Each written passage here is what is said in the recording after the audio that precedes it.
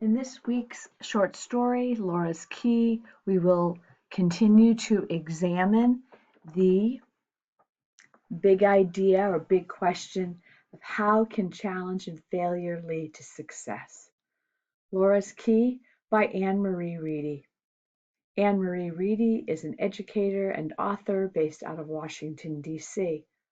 Laura's Key shares the story of a young girl who feels defeated after her experiences with her soccer team. Skill focus. In this lesson, you'll practice analyzing theme. Analyzing theme means paying attention to topics or big ideas that come up in a text. As you read, take notes on how Laura's attitude changes throughout the story and what message this reveals.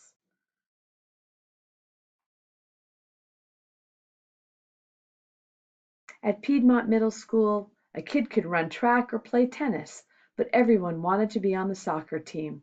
Piedmont and the surrounding teams were pretty small, so instead of having separate girls and boys teams, each school had one co-ed squad.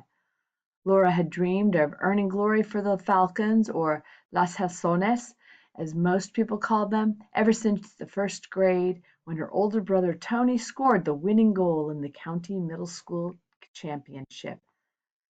Now he was away at college on a soccer scholarship, and Laura wanted to be the next Martinez, to dazzle the whole county with World Cup level displays of soccer wizardry.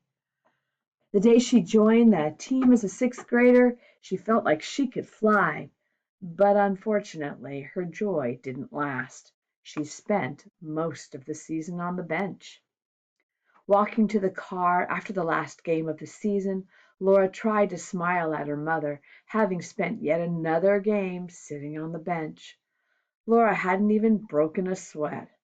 "Well, at least you don't have to wash my uniform," she joked, but she could feel tears in her eyes. "Oh, mija," her mother sighed. "You'll have another chance, you'll see." Laura could only shake her head as she climbed into the back seat. Lying in bed that night, Laura thought back to her first game, the day of her huge mistake. "Pass! Pass! Clear the ball!" voices yelled from every side. Laura hovered nervously in the front of the goal as both teams charged down the field. A boy on the opposing team had the ball when a battle for possession broke out a few feet from her. Green and blue uniforms swirled around her, and Laura could barely keep track of the ball. Then suddenly it came her way. "Laura, I'm open!" one of her teammates called from near the sideline. A quick, easy pass, and the ball would be away from their goal, the danger over. Laura drew back her foot and kicked. But the ball went in the completely wrong direction, straight to an enemy in blue, who quickly shot it into the corner of the net, scoring.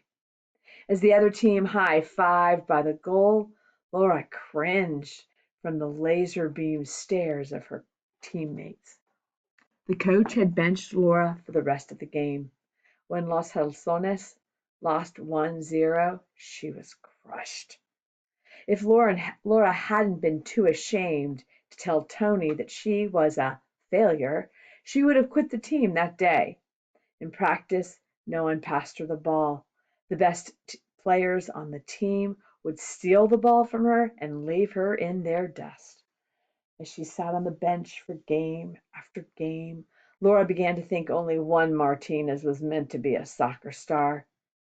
Now that the season was over, she just wanted to forget about soccer. She clearly wasn't good enough to play with Los Halcones, and that was that. A few days later, Laura's mother found her sprawled on the couch, watching music videos on her phone. "You'd be better off watching soccer videos, mija," her mother said. "What for?" Laura said, rolling her eyes. "Watching videos won't help me." "Oh, really?" Her mother put her hands on her hips, which usually meant somebody better shape up. "I saw that boy take the ball from you in practice last week. No one ever takes the ball from Tobin Heath. You could learn a lot from watching videos of her dribbling." That won't work, Laura whined. I need someone to watch me and tell me how I can improve. I can't get better by myself. Sighing, her mom sank down on the couch. Laura, for every lock, there is a key. We just have to find it. After a moment, she added, what if I film you during practice to help you find ways to improve? But the season's over, Mom. No more practice, remember? The best players keep practicing when the season's over, her mother said. You remember Tony spending all summer bouncing a ball off his head in the driveway. That boy used to run 10 miles a day in the Arizona summer sun. You think he did that for fun? But to practice plays, I need at least one other person, Laura protested. Her mother patted her on the knee. We'll find that key too, she said. Let's just start with the dribbling. The next day was Saturday, and Laura's mother shook her awake early. Come on, Laura, let's go. Your breakfast is on the table. Then it's soccer time. Rubbing sleep from her eyes, Laura stumbled out of bed. She pulled on shorts and a t-shirt, her purses lipped and flared nostrils broadcasting her mood. But once she'd finished a plate of her father's scrambled eggs with jalapenos and warm tortillas, she rushed to the closet to dig out her cleats. Could I really become a better soccer player, she wondered. Laura ran to get a soccer ball from the garage, but her mother said, we won't do that. Why not? Laura asked. You'll see. Come on. Her mother strode down the street with a tote bag over her shoulder and a jumbo box of trash bags under her arm. Frowning, Laura followed her mother to a vacant lot a few blocks from their house. Though the lot was certainly big enough to practice dribbling, it was full of weeds, old tires, rusty beer cans, and takeout cartons. Laura raised her eyebrows. You want me to practice here? Mother handed her a big black trash bag and a pair of thick gardening gloves. You do too much sitting around watching YouTube, Mija, she said, pulling on her own gloves. If you squat down each time you grab something, your legs will get stronger and faster. Let them try to catch you then. It took all weekend to clear the lot. Late Sunday afternoon, Laura stood next to her mother, gazing out at the newly cleared ground. Her legs burned when she moved, so she supposed they must be getting stronger. She caught her mother's eye, and they shared a big grin.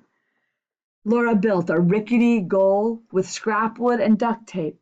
It looked like she could knock it over by sneezing, but it was good enough for her to practice shooting. She and her mother developed a routine. Each night before dinner, they headed to the lot for 1 hour. Laura practiced dribbling by dodging around a course of old tires, pretending she was protecting the ball from some of the best players in the world, Messi, Neymar, and Suarez. She practiced shooting, imagining that Tim Howard was staring her down from the goal. Her mother recorded everything, chuckling to herself. Between the uneven ground, bad lighting, and mosquitoes, Laura made more faces than a ventriloquist. At first, when they sat down to watch the videos, they doubled over in laughter. But Laura began to be able to see her mistakes, like the way she leaned back too far when she shot the ball. As spring blossomed into summer, she struggled to correct what she saw. Her mother told her she was improving, but when Laura watched the videos, all she saw was those same mistakes over and over. Like a pot of water on the stovetop, Laura's frustration bubbled hotter and hotter. Summer vacation began. Laura was spending every day down at the Sandlot soccer field, practicing her moves. Her mother would come to film her after work. They must have looked crazy. Laura running up and down the lot, kicking a ball, and her mom, still in her suit and heels from the office, jogging after her with a smartphone in her hand. One evening, Laura was running down the sideline when she heard, Laura, what are you doing? She stopped, panting, and saw it was Daquan, a boy in her grade at school, and a couple of other kids from the neighborhood. I'm perfecting my dribble against my imaginary defenders, Laura said. She laughed when she saw the looks on their faces. Then she asked, I don't suppose any of you want to practice with me? I would, said Daquan, but they wouldn't take me on Los Halsones because I don't run fast enough. Oh, I have the key to open that door, said Laura. I used to be so slow, but my mom taught me how to get faster by strengthening my leg muscles. She ducked her head and peered out at Daquan from behind her bangs. I know I can show you how if you want. Dope, Daquan said. I have a net we can set up at the other end of the field, too. Isabel, who lived a few blocks over from Laura, said, I want to play. I can kick the ball anywhere I want to, but I don't really understand the rules. Her cheeks reddened as she lowered her eyes, and Laura knew why. In their neighborhood, not understanding soccer was like not knowing 2 plus 2. No worries, I can teach you, Laura assured her. I spent so much of last season on the bench that I basically have the rule book memorized. Laura rolled her eyes and let out a theatrical groan. Isabella smiled. Cool. I bet I could get my little brother and his friends to play if you want. Daquan said, yeah, my 10-year-old sister will want to play too. And we could take turns recording video when your mom's at work. Then everyone would get a chance to play. Laura spun around to where her mother was standing and was surprised to see she had put her phone away and picked up her purse. Time had flown by so quickly. Okay, mija, it's dinner time. We gotta go. Smiling at Isabel and Daquan, she added, you kids make sure you bring plenty of water with you tomorrow. Maybe some oranges too. You know how hot it gets, running around in the sun. Laura waved goodbye to her new practice buddies and skipped after her mother. When she caught up, her mother winked at her. See, Laura, a key for every lock. Laura met Daquan and Isabel the next morning, and they each brought siblings or friends along. Laura's mom had packed her old red wagon full of water and oranges for snacks. They started their practice with the squats and sprints Laura's mother had recommended for strong legs, and then practiced passing the ball to each other. They missed a lot of passes, but everyone encouraged each other and they tried their best. Laura never knew soccer practice could be so much fun. As she walked home for dinner, she thought, I really hope they all come back tomorrow. They did come back, and as the summer days passed, more friends from the neighborhood joined in. The kids took turns being the official videographer, and on rainy days when they couldn't play, they gathered at Laura's house to watch the videos. That summer, Laura's feelings about soccer were like a roller coaster. One moment she would feel like Carly Lloyd smashing in a goal, but the next she would trip over her own feet and land in the dirt. Sometimes she didn't even want to get up. It was like Los Halsones practice all over again. But there was one big difference between those practices and these. When she landed on her face, Daquan pulled her back up, asking, Okay, Cap? When one of her passes went awry, flying off toward who knew where, Isabel would joke, Hey, I'm over here. It's too hot to run after those crazy balls. They discussed plays and techniques with her, helped her identify her errors, and shared suggestions on how she could improve. Some evenings, wincing while her mother cleaned her latest scraps with rubbing alcohol, Laura thought about quitting. But when she pictured her friends at the sandlot field, waiting for her to appear, she knew she couldn't desert them. One afternoon they were practicing passing, still Laura's weakest skill, when Isabel called out, Hey Laura, I think you have a visitor. Looking to the side of the field, Laura thought she would see her mother home early from work. But instead she saw a tall, lean young man with a huge smile. Tony!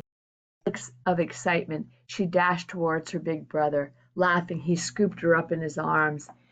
Hey, little Lalu, when'd you get so tall? He laughed. I gotta ask Dad what he's been feeding you. Laura squeezed him hard. I thought that that college coach was going to keep you practicing all summer long and you'd never get to come home. Tony smiled and held her at arm's length, admiring how fit and brown she was.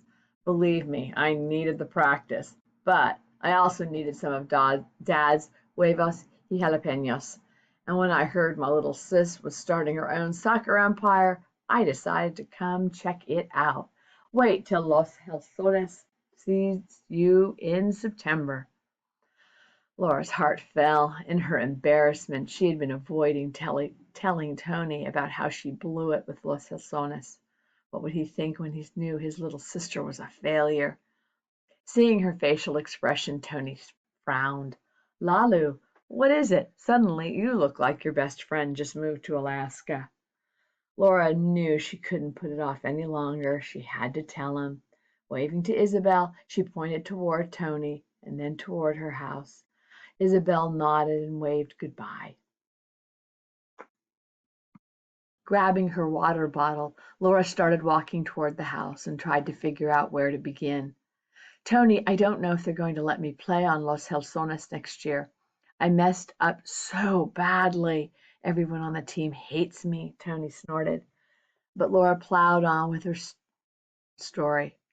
The missed pass, the goal, and the loss in front of the whole school. By the end, she was barely whispering, tears running through the practice dust that coated her cheeks.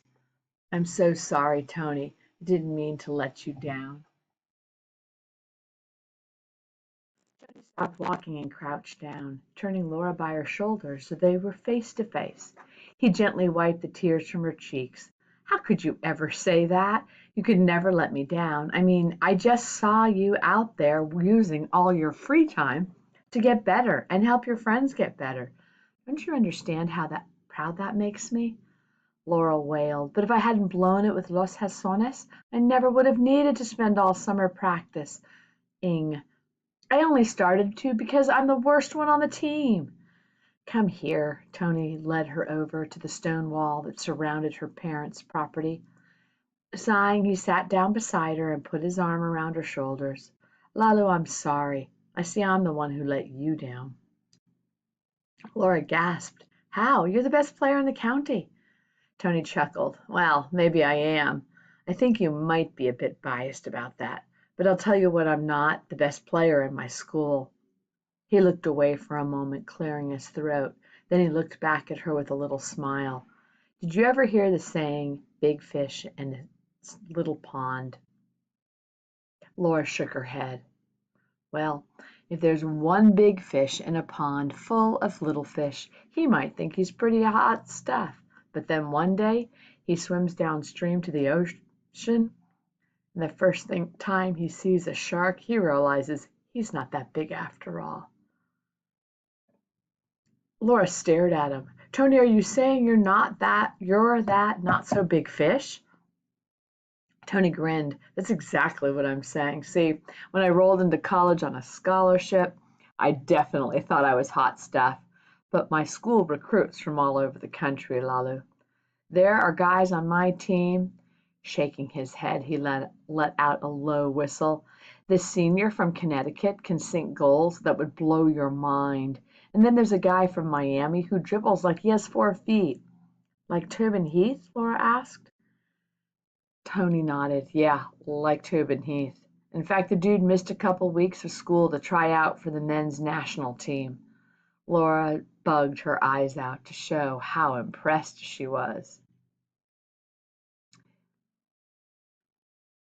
Exactly, he said. I saw real quick that the level on this team was high, and if I hadn't gotten it in practice, I sure got it at the first game, all of which I spent sitting on the bench.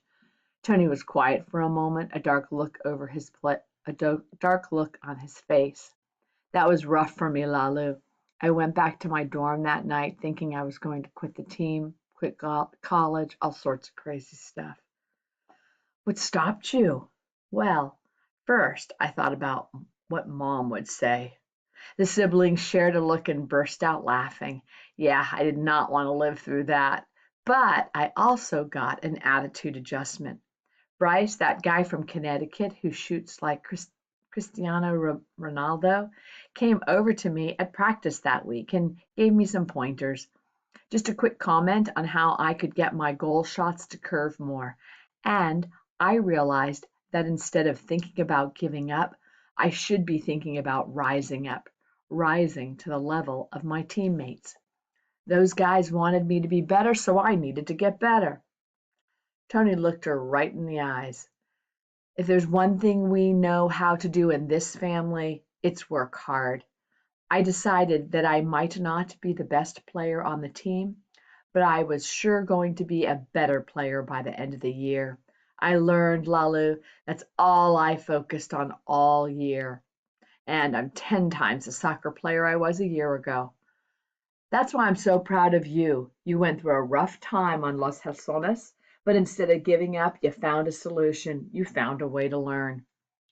Laura smiled. There's a key for every lock. That's what Mom says. You just have to look around until you find the right one. Tony nodded. Exactly. And I'll tell you what, your little team is doing pretty good, but I think you've hit a locked door. You've learned as much as you can from each other. You need some outside help to keep growing, he grinned at her. How would you like me to be your coach for the next 4 weeks? Oh, Tony, really? Laura wrapped him in a huge hug. That would be amazing. With your help, nothing can stop us. The rest of the summer sped by in a blur of soccer. Laura and Tony planned practices together over breakfast, ran drills and scrimmages in the hot sun at the sandlot all afternoon, and watched practice videos after dinner to analyze each player's performance. Some nights, as Laura lay in bed, she thought her brain was as sore as her muscles. It turned out Daquan's father had a friend who ran a summer soccer camp a few towns over. He and Tony arranged for their practice group to play a friendly game against the kids from the camp. Laura could hardly believe it. They were going to play a game like a real team. We need a team name, she said to the others. It was their last practice before the game. Tony smiled. I've been thinking about that. What do you all think of Los Alcranas? Laura grimaced. The Scorpions? Ew. My apologies for that pronunciation. No, wait, I think that's perfect, Isabel said. Did you guys know that bark scorpions take 5 years to grow to full size?